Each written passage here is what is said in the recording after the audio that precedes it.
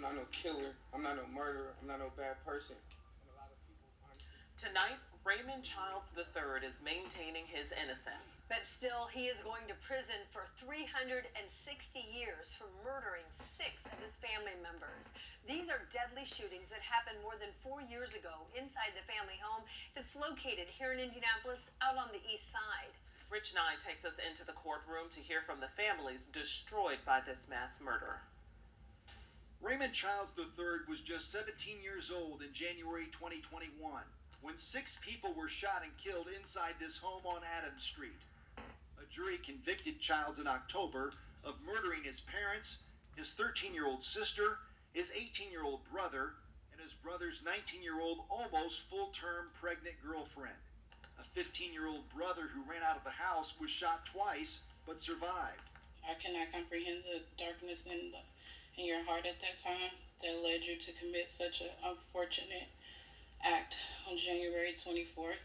What I do know is that our lives changed forever on this date, and you robbed us of everything we had. Childs told the families in a packed courtroom that he is not the killer. Just as I sit here 4 years ago, I'm innocent.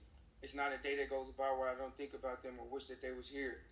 Even on my bad days, I tell myself that they're still here. The judge called the murders calculated, cunning, and cold-blooded, sending Childs to prison for the rest of his life. So the 360-year prison sentence breaks down like this: 55 years for each of the 6 people murdered, including the unborn baby, and 30 years for the attempted murder of Raymond Childs' 15-year-old brother. The evidence in this case could fairly be characterized as overwhelming. There was cell phone evidence. He was caught with the murder weapon, and most compellingly, his own brother identified him in open court. And it would have been nice if he had expressed some remorse about what happened. Everything that he said, I believe. So, I don't too much believe justice was served, but I do hope that they do find the real people that did it. The justice system decided he did it. Rich Nye, 13 News. And Childs plans to appeal his conviction. During testimony today, a doctor said that Childs suffers from post-traumatic stress disorder due to a childhood filled with complex trauma from abuse and domestic violence. Honestly, when he said that he didn't do it, I believe him. I believe him. It's not the true him that did this act, right? The reason for that is because, as you heard right here, he has a traumatic, stressed childhood growing up, being abused, and all of that thing. So when he did these things, I'm not sure if he has repent for them or whatever, but when he did this act, right, he was in anger. He has hatred in his heart. Not sure, he probably resent his parents for whatever they did to him, and he ended up hating them. That's why when you hate that person because you're a spiritual being, you take on the spirit from your mom, you get that emotional spirit. And whenever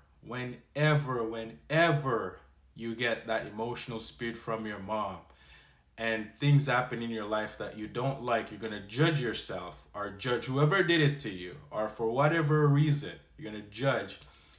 But before you can judge, you're going to go into your thoughts. And once you go into your thoughts, the devil is going to set you up. And when you go into your thoughts, you're so far away from God now. You've made the devil your God. And he's going to give you the feeling. You're going to feel some type of way and you're going to act on it. So I totally understand when he said it wasn't him. It was a spirit that was inside of him, that I've made a home inside of him, that caused him to do this act. Right? And you can protest to this yourself. You may not did what he did, but throughout your day-to-day life, watch yourself. Be conscious of what you're doing. You will get a thought.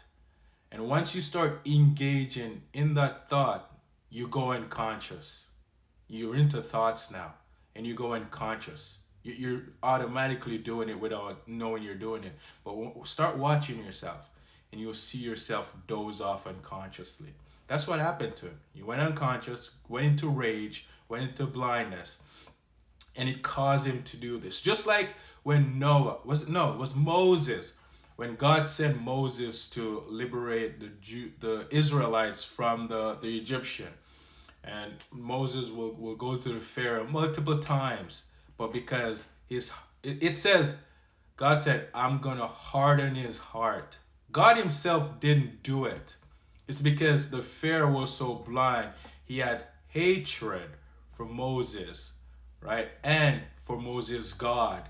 That's why his heart had hatred in it, and it was blinded and couldn't see. So he ended up doing those crazy stuff.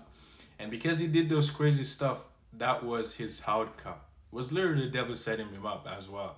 So this is fantastic. But let me know what you guys think in the comment section. Let's have a discussion about it. I love seeing you guys have a chat about it. It shows me where people are in their life.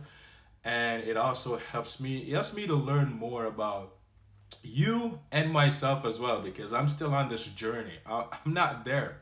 You know what? I am there. I am there. I won't let the devil tell me I'm not there. I am there. And I hope for you as well. If the Lord is willing, you will get there yourself. Peace.